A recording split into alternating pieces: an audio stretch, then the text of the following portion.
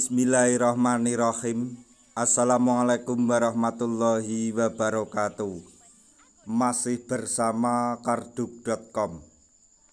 Pada video kali ini kami akan menyampaikan kabar terbaru untuk para tenaga honorer di seluruh Indonesia terkait dengan nasib tenaga honorer di era Prabowo Gibran, yaitu terjawab sudah nasib honorer dan non-ASN di era Prabowo.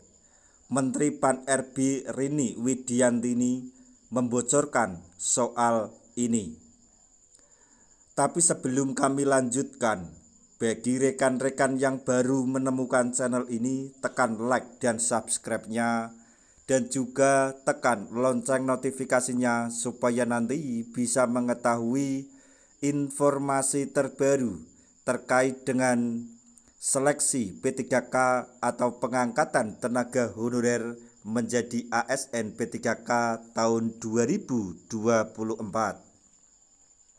Sekarang mari kita simak dan cermati pernyataan yang ada di video ini supaya nanti tidak gagal paham. Penataan tenaga honorer atau non-ASN menjadi prioritas utama di era pemerintahan Prabowo dengan Menteri Pan-RB Rini Widiantini memastikan bahwa penataan mereka menjadi prioritas utama dalam 100 hari pertama kementerian. Dapat dipastikan seluruh proses penataan tenaga honorer ini akan dituntaskan pada bulan Desember 2024 sesuai amanat Undang-Undang ASN Nomor 20 Tahun 2023. Langkah ini bertujuan untuk memberikan kejelasan status kepegawaian bagi tenaga non-ASN sekaligus mencegah terjadinya PHK massal dan menjaga kesejahteraan mereka. Mengenai pengangkatan tenaga honorer ke P3K jadi prioritas. Dalam penataan ini, Rini Widiantini menjelaskan bahwa pihaknya mengutamakan seleksi calon aparatur sipil negara atau CASN bagi pegawai pemerintah dengan perjanjian kerja atau P3K sebagai mekanisme utama untuk pengangkatan tenaga honorer.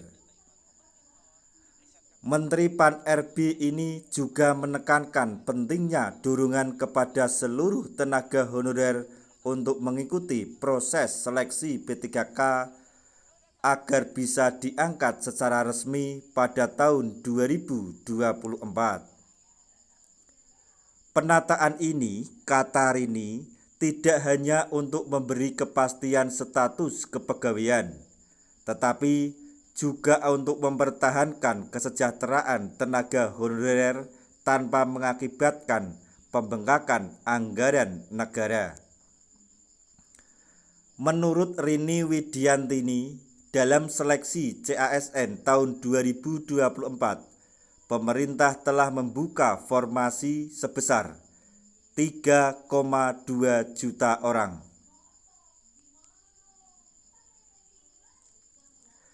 Sebanyak 1,2 juta formasi yang diusulkan pemerintah pusat dan daerah secara khusus akan disediakan untuk P3K tenaga non-ASN. Dengan komitmen penuh, Kementerian Pan-RB akan berkoordinasi bersama Badan Kepegawaian Negara atau BKN guna mempercepat penyelesaian seleksi tersebut dan memastikan seluruh tenaga honorer mendapat kesempatan. Tanpa PHK massal, fokus pada kejelasan status dan kesejahteraan.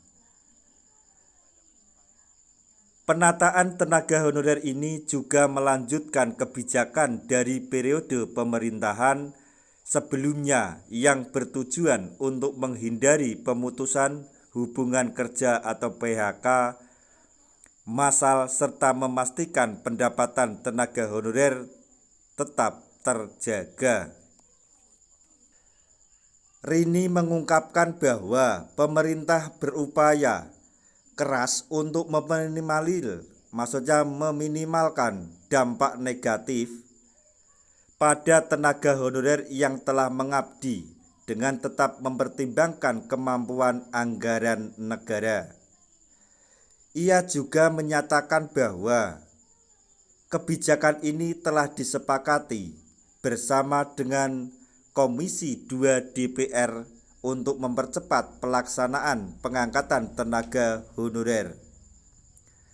Selain penataan tenaga honorer, Kementerian Pan-RB memiliki 2 prioritas lain dalam 100 hari pertamanya.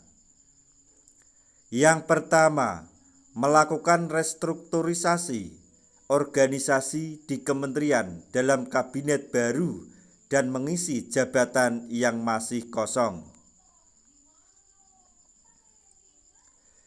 Kemudian yang kedua, menetapkan sistem akuntabilitas kinerja pemerintah atau SAKP yang menjadi dasar bagi kementerian dan lembaga negara dalam mencapai target pembangunan nasional melalui pendekatan hasil bersama shared outcome dan indikator kerja utama atau IKU. Kemudian, komitmen berkelanjutan dari pemerintah. Kementerian Pan-RB juga menegaskan bahwa penataan status tenaga non-ASN ini merupakan bagian dari program kelanjutan yang dimulai sejak pemerintahan Presiden Joko Widodo. Menpan RB yang baru menyatakan bahwa pemerintah berkomitmen untuk menghindari kebijakan PHK massal dan mempertahankan kesejahteraan tenaga honorer yang telah mengabdi selama bertahun-tahun. Pembukaan formasi CASN yang mencapai jutaan formasi untuk P3K diharapkan menjadi solusi jangka panjang bagi tenaga honorer. Kementerian Pan-RB juga akan terus bekerja sama dengan BKN serta pihak-pihak terkait untuk memastikan kebijakan ini terlaksana tanpa hambatan. Demikian tadi informasi yang dapat kami sampaikan, informasi mengenai nasib tenaga honorer atau non-ASN di era Prabowo Gibran. Semoga informasi ini dapat bermanfaat bagi rekan-rekan tenaga honorer semuanya. Di akhir video, kami mengucapkan banyak terima kasih.